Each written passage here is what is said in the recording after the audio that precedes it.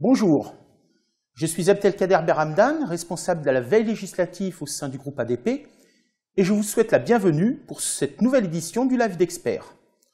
Ensemble, je vous propose d'aborder la clarification du bulletin de paye.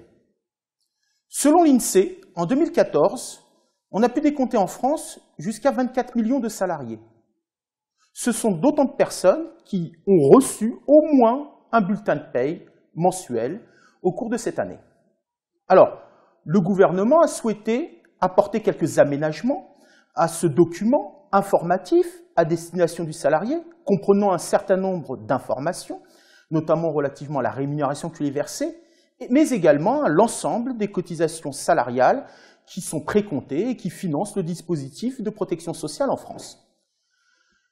Pour ce faire, je vous propose d'engager notre présentation en abordant le contexte dans lequel se fait cette réforme, les préconisations qui sont portées par le rapport remis au gouvernement par Jean-Christophe Sibéras. On en extraira un certain nombre d'illustrations pratiques.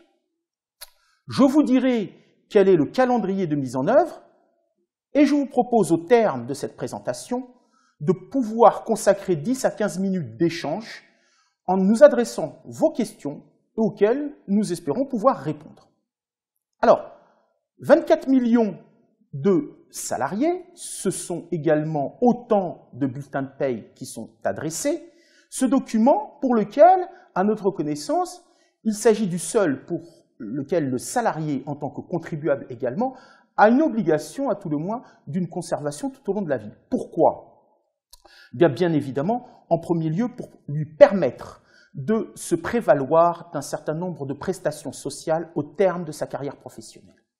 Alors, quel est l'enjeu de cette réforme ou de la réforme voulue? En tout premier lieu, le constat fait par un certain nombre des membres du gouvernement, notamment à l'occasion d'une communication réalisée au cours du Conseil des ministres du 3 décembre 2014 et souhaitant rendre plus intelligible le bulletin de paye pour l'ensemble des salariés.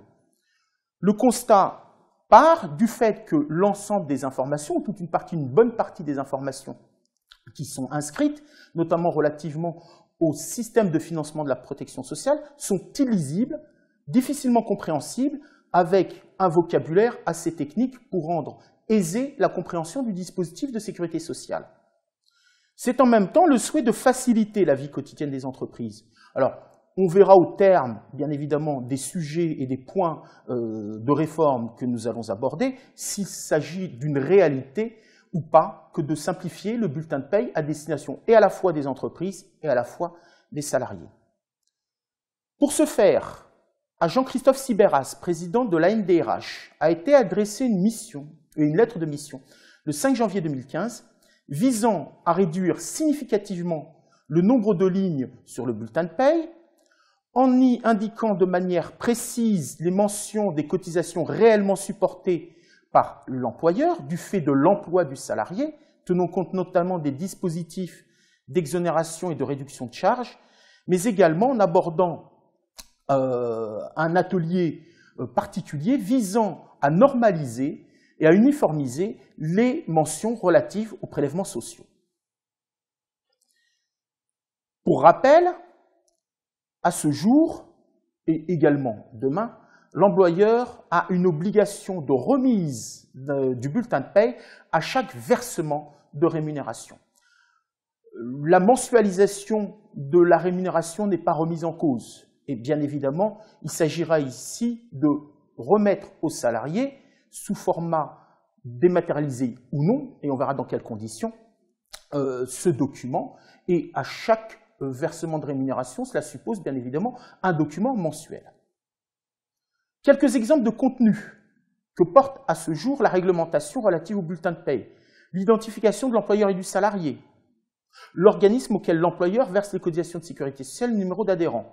Cette mention doit permettre au salarié d'exercer son droit de contrôle de versement des cotisations salariales qui ont fait l'objet d'un précompte préalable. L'intitulé de la convention collective de branche applicable, ce qui permettra là également aux salariés de vérifier l'application des règles conventionnelles à l'égard de l'exécution de son contrat de travail. le nom et l'emploi du salarié, ainsi que sa position dans la classification conventionnelle qui est applicable, c'est-à-dire bien évidemment la grille de classification donnant lieu ensuite, par transposition, à l'application de la grille de rémunération. Enfin, toujours pour ces mêmes motifs, le niveau hiérarchique ou le coefficient lui permettant le contrôle de cette grille de rémunération. Quelles sont les préconisations du rapport remis par Jean-Christophe Sibéras à la fin du mois de juillet? 1. Pour faciliter la lecture du bulletin de paye, et en l'occurrence tout particulièrement les éléments finançant le régime de protection sociale en France, la création d'un référentiel des intitulés, avec constitution d'un site internet public. Quel en est l'objectif? Rendre obligatoire pour l'ensemble des employeurs, sur le territoire national, une information uniformisée, harmonisée, de l'ensemble des lignes de cotisation.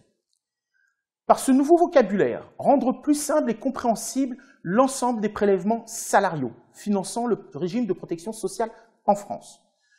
Ce nouveau dictionnaire ou référentiel délibéré s'imposera à l'ensemble des employeurs, quel que soit leur secteur d'activité, quel que soit leur effectif, quelle que soit leur taille. Il s'imposera à l'ensemble des employeurs et de ce fait, que le salarié connaisse plusieurs employeurs au cours de la même période, qu'il change d'employeur, que l'employeur change d'opérateur de paye, le salarié, pour cette partie consacrée à l'information relative aux prélèvements sociaux, connaîtra un vocabulaire unique, un libellé unique, ce qui lui permettra bien évidemment de retrouver la signification de chaque prélèvement d'un bulletin de paye à l'autre, selon sa situation et ses changements de situation. Cette nouvelle normalisation conduira à un regroupement de lignes. Comme nous en verrons quelques extraits dans un instant, ce regroupement de lignes suppose un regroupement des cotisations sociales par risque couvert et non plus par caisse de recouvrement de ces prélèvements sociaux. Le projet de décret en cours d'examen par le Conseil d'État à ce jour prévoit également d'insérer des mentions spécifiques afférentes aux allègements financés par l'État et dont l'employeur a pu bénéficier. On comprendra tous ici qu'il s'agit tout particulièrement de la réduction générale des cotisations patronales, dite généralement et appelée généralement réduction Fillon. Cette information-là, dont on aurait pu discuter jusqu'à présent de l'obligation de mention sur le bulletin de paye, au regard des dispositions réglementaires applicables à ce jour, devra faire impérativement l'objet d'une information dès lors que l'employeur bénéficie du dispositif au regard des rémunérations qu'il verse aux salariés. On devrait retrouver, avec des modalités techniques à définir en termes de recueil de l'information et de transposition sur le bulletin de paye, également les rémunérations éligibles à la réduction du taux de cotisation allocation familiale. Enfin, ajout d'informations supplémentaires, nous aurons le superbrut. Quel est ce superbrut? Contrairement à l'information qui a pu être publiée il y a quelques jours via un organe de presse, il s'agit de la rémunération brute du salarié, non pas nette, à laquelle il convient d'ajouter l'ensemble des cotisations sociales patronales. Il s'agit d'informer ici le salarié du coût social supporté par l'employeur du fait de son emploi. Alors, cotisation sociale, on aura bien évidemment tous ici à l'esprit qu'il ne s'agit pas de l'ensemble du coût global, puisque un certain nombre de contributions, notamment liées aux taxes parafiscales, s'ajoutent au coût de l'emploi, mais qui n'apparaîtront pas forcément de manière automatique dans le montant constituant ce superbrut. Le projet d'inversement de la règle d'option, s'agissant du bulletin de paye électronique. De quoi s'agit-il? À ce jour, l'employeur qui souhaite remettre un bulletin de paye dématérialisé doit impérativement recueillir l'accord express du salarié. Sans cet accord-là, le bulletin de paye continue à être remis par voie matérialisée, c'est-à-dire sous format papier. L'objectif étant d'inverser l'option, c'est-à-dire de permettre à l'employeur de mettre en place un dispositif de distribution par voie électronique, charge au salarié d'exprimer son refus. Alors, cela nécessite impérativement quelques amendements législatifs qui ne sont aujourd'hui inscrits dans aucun projet de loi ou aucune proposition de loi.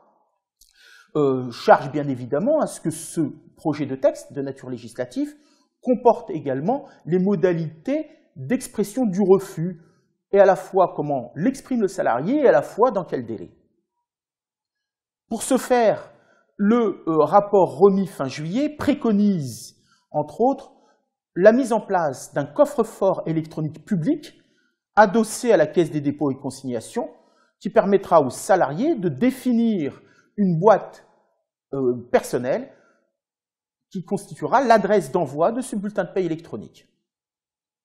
Enfin, le projet de décret porte également un calendrier de généralisation du bulletin de paie dit clarifié que nous aborderons dans un dernier temps. Alors, clarifié et non pas simplifié, puisque lors des travaux de cette mission confiée à Jean-Christophe Sibéras, il est apparu très clairement que la simplification du bulletin de paie supposerait bien évidemment une réforme profonde et de grande ampleur des modalités à la fois bien évidemment de calcul des cotisations sociales, tant à la fois salariales que patronales, mais également une simplification dans le mode opératoire des réductions de charges ou des exonérations de charges.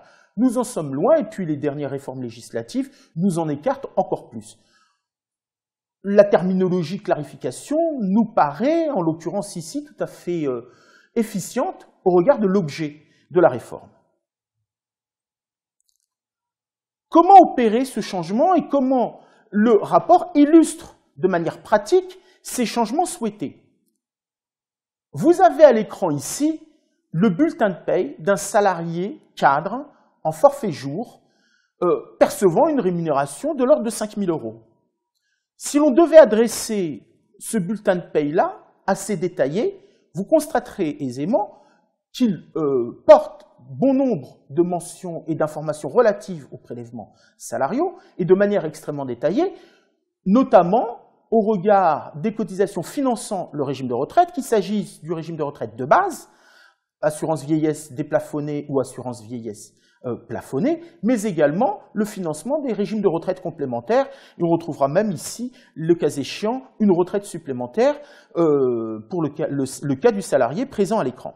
Et puis dans un dernier tiers, grosso modo, eh bien, le détail de l'ensemble des contributions parafiscales que supporte l'employeur, avec un exemple ici tiré d'une entreprise soumise à la taxe sur les salaires, mais avec mention également des financements et des subventions adressées aux comités d'entreprise. C'est bien évidemment un regroupement et une clarification voulue par simplification des mentions qui y sont portées, qui fait l'objet du projet de réforme.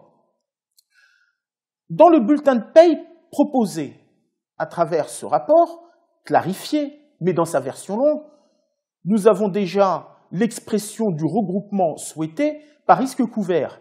Notez ici que la première partie est consacrée au financement de l'assurance santé, au titre de laquelle mention sera faite des cotisations de sécurité sociale, du financement de l'incapacité invalidité, du capital du décès, et là, de la complémentaire santé.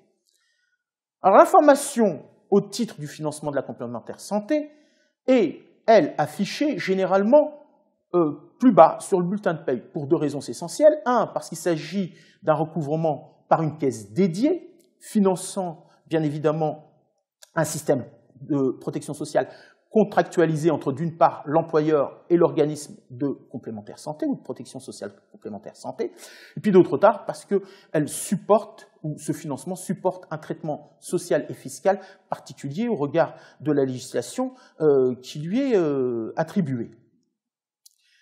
Une ligne afférente au financement de l'assurance accident du travail et maladie professionnelle, et voyez que dans cette version longue, le financement de l'assurance retraite est assez, lui, également détaillé, puisqu'on retrouvera la cotisation de sécurité sociale vieillesse plafonnée, déplafonnée, et puis les différentes tranches de la retraite complémentaire à GIRC. Alors, avec un chiffrage qui n'est pas celui et une dénomination que ce n'est pas celui habituel de la GIRC, mais il s'agit là d'un simple exemple. Et puis la supplémentaire, avec une seule ligne de cotisation, mais chacun sait que, bien évidemment, elle peut être assez ventilée.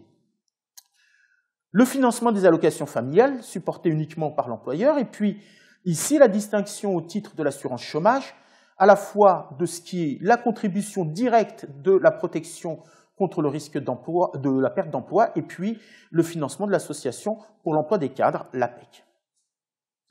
Dans cet exemple-là, une information dédiée au financement des cotisations de conventions collectives ou statutaires, telle que l'envisage ce rapport-là, connu essentiellement par quelques secteurs d'activité. On retiendra à titre d'exemple le BTP. Première information également, en termes de regroupement, ce que nous avions constaté précédemment et constituant un tiers du bulletin de paye détaillé tel que nous le connaissons à ce jour, eh bien, fait l'objet d'un regroupement global au titre des autres contributions dues par l'employeur, constituées des taxes parafiscales, taxes sur les salaires pour l'exemple de l'entreprise que nous avons ici, et également les différentes subventions adressées au comité d'entreprise. Et là, nous n'aurions plus qu'une seule information globale avec un montant affiché sur une seule ligne de 726 € dans le cas présent. Distinctement, nous avons la CSG et la CRDS supportées par le salarié, avec d'une part, en différenciant celle qui est déductible de l'impôt sur les revenus et celle qui ne l'est pas.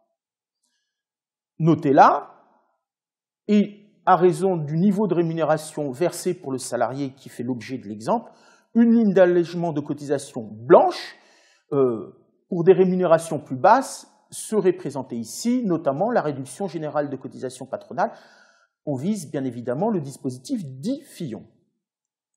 Ce que propose également le projet porté par le rapport de la mission Sibéras, c'est d'indiquer sur un seul et même document les informations relatives à la participation et l'intéressement. Alors, c'est une réforme assez intéressante, puisque nous avions, et nous avons toujours, deux documents informatifs. D'une part, le bulletin de paye qui présente aux salariés les rémunérations qui lui sont versées en contrepartie de son travail direct et du travail réalisé auprès de l'entreprise, et d'autre part, ce qui fait l'objet de montants et de sommes de nature différente, la participation étant versée pour le partage des résultats, pour peu encore qu'ils soient positifs, bien évidemment, ou bien les primes d'intéressement qui visent ici l'atteinte d'objectifs collectifs. Eh bien, le projet propose de regrouper sur un seul et même document et à la fois ce qui est la contrepartie du travail et à la fois ce qui est plutôt l'atteinte d'objectifs ou le partage de résultats, c'est-à-dire bien évidemment une appréciation globale et collective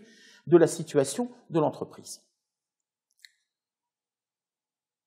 Pour autant, ce que souhaite dans ces préconisations, notamment Jean-Christophe Sibéras, c'est surtout l'établissement d'un bulletin de paye clarifié version courte.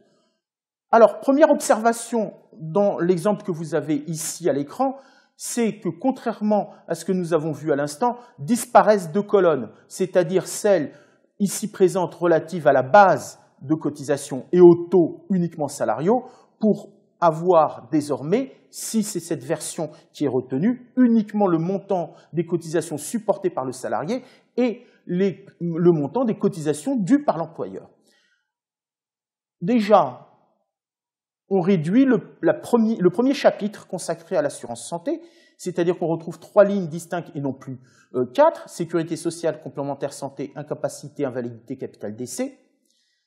On retrouvera l'assurance accident du travail, maladie professionnelle, et puis, notez ici comment nous avons réduit fortement, bien évidemment, de plus de la moitié, le détail des différents prélèvements finançant l'assurance retraite.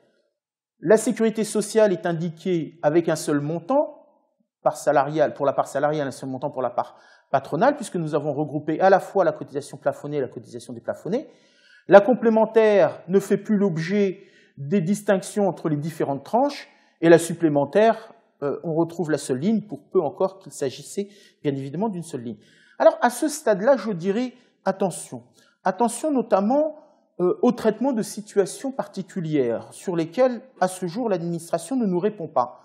Parce qu'il peut y avoir dans la compréhension du bulletin de paye par le salarié, et qui nous écarte de manière assez éloignée de l'objet de clarification, et voire même de simplification, parce que certaines situations ne pourraient pas faire l'objet d'une compréhension immédiate par le destinataire du document.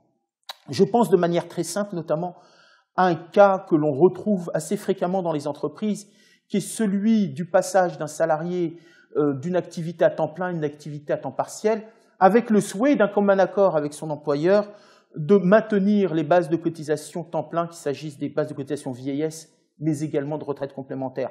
Une information avec un seul montant sans aller retrouver, ou en tous les cas sur cette partie-là du bulletin de paye, de manière non définie, ces bases de cotisation ne permettront pas et n'autoriseront pas le salarié à un contrôle rigoureux du respect de l'engagement pris de part et d'autre d'un financement sur une base d'activité temps plein. Et puis bien évidemment, on pourrait citer aisément d'autres situations infiniment plus complexes qui résultent notamment de la rupture du contrat de travail sous certaines conditions. L'allocation familiale et la cotisation d'allocation familiale apparaissent toujours ici en une seule ligne, et puis nous avons le regroupement des cotisations d'assurance chômage et le détail ensuite, ou tout le moins les mentions que nous avions précédemment indiquées, avec toujours bien évidemment la participation et l'intéressement, y compris dans cette version courte. Alors, jusqu'à présent, nous avons toujours travaillé de la manière suivante, c'est-à-dire tant à la fois un document informatif à destination du salarié, mais également un document qui, lui, d'origine, en double, permet à l'employeur, dans la mesure où il comporte bon nombre d'informations relatives à l'exécution des opérations de paye, eh bien de se consacrer aux tâches de contrôle, les actions de contrôle et de pré-contrôle, quand on sait bien évidemment l'importance de ce document-là lors des contrôles opérés par les organismes sociaux et en l'occurrence l'URSSAF. Alors, s'agira-t-il de toujours conserver un double de documents adressés aux salariés? À ce jour, le projet de décret et la législation ne remettent pas en cause l'obligation de la production de ce double et de la conservation par l'employeur, mais il convient bien évidemment d'imaginer de remettre et de mettre à disposition de l'employeur un état récapitulatif des cotisations et l'autorisant à exercer son droit de contrôle au regard des résultats et des montants qui seront adressés aux salariés. Eh bien, si, à titre d'exemple, on devait se référer à l'état que vous avez ici à l'écran, notez que l'une des premières actions dans la mise en place de cette réforme, c'est, avec votre contribution, d'aller rechercher l'ensemble des lignes constitutives du bulletin de paye regroupé et clarifié tel qu'il sera remis aux salariés, notamment ici, eh bien, un regroupement qui exige non plus un distinguo sur cet hectare récapitulatif des charges à raison des caisses destinatrices des sommes, mais bien évidemment du risque couvert, et identifier clairement ce qui relève de l'assurance santé. En exemple ici, notez comme l'assurance maladie et elle indiquée en première ligne, mais qu'il va bien falloir aller rechercher au titre de l'assurance complémentaire, le financement employeur et salarié de la prévoyance et de la mutuelle. Dans l'exemple que nous avons ensuite, voyez également comme les informations relatives à l'assurance vieillesse font l'objet d'une première ligne parce que destinatrice pour la vieillesse de base pour les sommes concernées à destination de la sécurité sociale, et ensuite nous avons des distinguos en fonction des tranches de la GFF pour la retraite complémentaire. Enfin, troisième exemple, l'assurance chômage. Allez rechercher bien évidemment les cotisations d'assurance chômage par tranche, mais également les cotisations APEC, et identifier clairement sur cet état des charges ce qui relève du financement de l'allocation familiale ou des autres charges patronales. L'objectif étant bien évidemment d'instaurer un état récapitulatif qui permettra d'identifier très clairement et aisément par l'employeur ou les personnes en charge de la réalisation de la paye dans l'entreprise, eh bien, les éléments d'information qui feront l'objet d'un regroupement tel que voulu par le projet, mais également d'identifier les montants qui seront reportés sur le document bulletin de paye nouvelle génération. Alors, quel est le calendrier envisagé par ce projet de décret? Il est le suivant. Il instaure 3 étapes, une phase pilote en 2016, une obligation pour toutes les entreprises comptant au moins 300 salariés dès janvier 2017 d'adresser le bulletin de paye sous le nouveau schéma, nouveau format aux salariés, et puis une généralisation à toutes les entreprises pour 2018. Alors, 2017, c'est demain, c'est moins de 13 mois, il a nécessité bien évidemment d'engager tous les travaux nécessaires pour permettre une compréhension du nouveau dispositif et permettre bien évidemment l'adaptation des systèmes d'information dans les plus brefs délais. Alors que faire durant la phase pilote? Déterminer, pour celles qui s'y inscrivent, la période de mise en place. Quand? Le plus tôt possible, je dirais. Certaines des entreprises qui ont souhaité s'engager et nous rejoindre dans cette phase pilote l'envisagent très rapidement dès le début du second semestre 2016. Si on peut bien évidemment engager et entamer les travaux de réflexion et au moins les travaux préparatoires au cours du prochain semestre, elles seront les bienvenues. Ces tâches seront les bienvenues. Fixer le périmètre. Eh bien, sur la phase pilote, il n'est pas forcément nécessaire de considérer que l'ensemble des bulletins de paie établis par l'employeur doivent faire l'objet d'une expérimentation de la clarification telle que voulue. Alors, quel établissement, le cas échéant? Quelle population? Essayons d'imaginer également des populations qui soient à la fois, qui fassent l'objet à la fois de la remise d'un bulletin de paie qui nécessite des détails assez précis au regard de leur statut, mais également des populations qui nous permettent de recueillir toutes les informations nécessaires à l'amélioration du dispositif. Le projet de décret prévoit notamment que le gouvernement établisse un rapport sur cette phase pilote au plus tard le 1er septembre. Donc, toutes les conclusions, tous les constats, tous les enseignements tirés de cette phase pilote qui nous permettront, chez nous, bien évidemment, d'améliorer le dispositif, mais également de transmettre à l'administration un certain nombre de conclusions, seront les bienvenus. Arrêter la politique de communication et d'accompagnement, dire, bien évidemment, comment nous allons expliquer, communiquer ce nouveau bulletin de paie. Est-ce qu'il s'agira d'un simple document d'accompagnement distribué avec le bulletin de paie? Faudra-t-il passer par la voie pédagogique d'information à destination d'un certain nombre d'acteurs dans l'entreprise?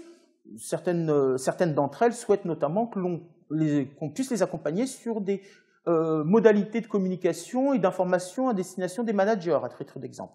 Voilà, on peut également supposer que certaines d'entre elles adresseront directement sur leur page intranet toutes les informations utiles pour le salarié. Et puis nous étudierons avec l'administration, et à ce jour, juridiquement, il n'y a pas d'opposition à ce que ça puisse se faire, que pour une certaine période, le nouveau bulletin de paie puisse, le cas échéant, être accompagné du présent, c'est-à-dire d'un document détaillé tel que nous le connaissons aujourd'hui. Voilà. Nous arrivons au terme de cette présentation. Donc, nous avons ici, bien évidemment, la possibilité, et vous avez la possibilité d'adresser un certain nombre de questions. Je vous propose, pour une période de 10 à 15 minutes, de retenir certaines d'entre elles, et puis de pouvoir y répondre directement. Je vois que s'affichent notamment certaines interrogations. Cette simplification de la présentation, car il ne s'agit que de cela, sera-t-il suivi d'une simplification des modes de calcul? La réponse est non. Au regret, bien évidemment, d'en décevoir bon nombre, et pour nous également. La clarification, puisque là, comme je l'indiquais tout à l'heure, c'est un vocabulaire qui me semble être retenu à bon escient, ne signifie pas simplification de la paie, l'objectif n'étant pas de faciliter aujourd'hui le calcul et le recouvrement de ces cotisations-là, ni d'ailleurs les dispositifs d'exonération et de réduction, mais de faciliter la lecture de ce document-là par le salarié, notamment au regard du mode de financement du régime de protection sociale. Alors, une autre question, on ne verra plus les bases, les taux. Alors, le projet de décret est construit de manière assez étonnante, puisqu'il demande bien évidemment que les bases, les taux et les montants soient portés à la connaissance du salarié, tout en intégrant bien évidemment le dispositif de libellé et de normalisation de ces libellés. Donc à l'administration de nous dire quel est l'objectif à la fois de ce projet de décret qui demande à l'employeur d'informer sur les bases, taux et montants, et à la fois d'intégrer ces informations-là dans le libellé. On peut imaginer que une partie du bulletin de paie sera consacrée à ces bases, taux et montants, ce qui perd de l'intérêt du libellé, ou alors, à tout le moins, de permettre au salarié de se consacrer dans sa lecture de sa compréhension du dispositif uniquement au libellé. Le regroupement des cotisations au vu de la tranche A ou B, si les taux sont différents, comment les taux de cotisation vont apparaître? c'est notamment toute la difficulté, bien évidemment, de lier à la fois cette clarification qui, dans sa version courte, si elle devait être retenue, fait disparaître le distinguo tranche A, tranche B, et à la fois permettre aux salariés d'apprécier le respect des différentes tranches de cotisation. À dire vrai, le souhait, c'est surtout que le salarié connaisse essentiellement le montant sans avoir la décomposition. Cette décomposition, rien n'interdit à ce jour à l'employeur de la créer pour l'inscrire dans un document de contrôle et un document récapitulatif. Si on retient la version courte comme étant la version définitive du nouveau bulletin de paye, ces informations relatives aux tranches A et tranches B disparaîtront, telles que la cotisation plafonnée ou déplafonnée pour la vieillesse. Alors, nous avons quelques autres questions. Est-ce qu'ADP devra bien entendu continuer à produire le bulletin de paye actuel? ADP devra le faire dans le cadre de la législation applicable, c'est-à-dire à tout le moins jusqu'en 2016, et ensuite nous étudierons avec l'administration s'il y a une opposition quelconque à pouvoir le produire, peut-être pendant une certaine durée, notamment pour pouvoir accompagner la compréhension du nouveau format. Je pense qu'à un moment donné, il va falloir également basculer dans ce bulletin de paye du XXIe siècle, si on peut l'appeler de la sorte. J'ai parlé du super brut, effectivement, et je n'ai pas vu les deux versions de bulletins simplifiés. Dans les extraits tirés ici du rapport remis par Jean-Christophe Sibéras au gouvernement, le super brut n'avait pas été clairement identifié. Le super brut étant constitué, comme je le précisais lors de la présentation, et à la fois de la rémunération brute versée aux salariés et à la fois des cotisations sociales supportées par l'employeur, le tout constituant le super brut. Le projet de décret prévoit également de clarifier, si je puis dire, les dispositions réglementaires précisant les mentions obligatoires en portant l'obligation de détailler d'ailleurs ce brut, la rémunération brute du salarié. Lorsqu'elle est de salaire de base, il n'y aura que le salaire de base. Et puis s'il devait s'y ajouter des accessoires ou des compléments, tels que l'avantage en nature, une prime quelconque d'ancienneté ou d'activité particulière, ou des heures supplémentaires, le salarié devra connaître impérativement l'ensemble des éléments constitutifs de la rémunération brute. Quelles sont les sanctions en cas de non-application au 1er janvier 2017? Excellente question. La sanction pénale pour non-conformité du bulletin de paye au regard des dispositions réglementaires n'est pas remise en cause. À ce jour, lorsque le bulletin de paye produit n'est pas conforme à la réglementation en vigueur, l'employeur est exposé à une sanction pénale qui est une contravention de 3e catégorie, c'est-à-dire 450 € par, le cas échéant, mention manquante, et donc bulletin de paye ne répondant pas aux mentions obligatoires, à tout le moins la réglementation applicable. Il en sera de même demain. Il avait été clairement dit dès la mise en œuvre du dispositif d'examen et donc de la mission Sibéras qu'un bulletin de paye non conforme à la réglementation en vigueur à partir de janvier 2017 pour les entreprises concernées et 2018 pour la généralisation, bien évidemment que la non-remise d'un bulletin de paye ou la remise d'un bulletin de paye non conforme à la réglementation en vigueur à cette date-là sera pénalement sanctionnée des amendes que je viens de vous indiquer. Devons-nous faire une information préalable aux représentants du personnel? C'est préférable. En tous les cas, on dira qu'on y incite fortement les entreprises parce que, pour vous donner de manière assez anecdotique un cas réel dans une entreprise d'un grand groupe qui constituait d'un grand groupe industriel, français internationalement connu, l'employeur a souhaité procéder au regroupement des lignes afférentes aux taxes parafiscales. Première réunion des délégués du personnel, ça correspond à quoi? Vous noterez, comme nous, qu'il y a un effort pédagogique considérable à mener, de communication, d'explication à destination de l'ensemble des acteurs de l'entreprise, à tout niveau hiérarchique et également représentant du personnel. Comment seront présentés les bordereaux URSSAF de demain? Seront-ils groupés comme bulletins de paye? Ce n'est pas à ce jour un projet. On est quand même pour 2016 dans le cadre de la généralisation progressive de la DSN. Les travaux menés par les instances dirigeantes et de mise en place de la DSN n'envisagent pas, bien évidemment, de modifier le dispositif pour s'attacher à regrouper les informations telles que prévues par le bulletin de paye, et bulletin de paye, je dirais, nouvelle génération. À eux de nous dire, on aura toujours, bien évidemment, une distribution de chaque information en fonction des rubriques portées par la DSN. Voilà, quelques autres questions. Nous en arrivons quasiment au terme. Ce que je vous propose également, c'est bien évidemment de continuer à nous adresser vos questions par écrit, et puis nous ferons un plaisir de pouvoir y répondre plus globalement dans un support ou sur un document qui vous sera adressé très prochainement. Voilà, je vous remercie de votre attention, de votre participation, et puis je vous dis à un prochain numéro du Live d'Experts. Je vous remercie et bonne journée.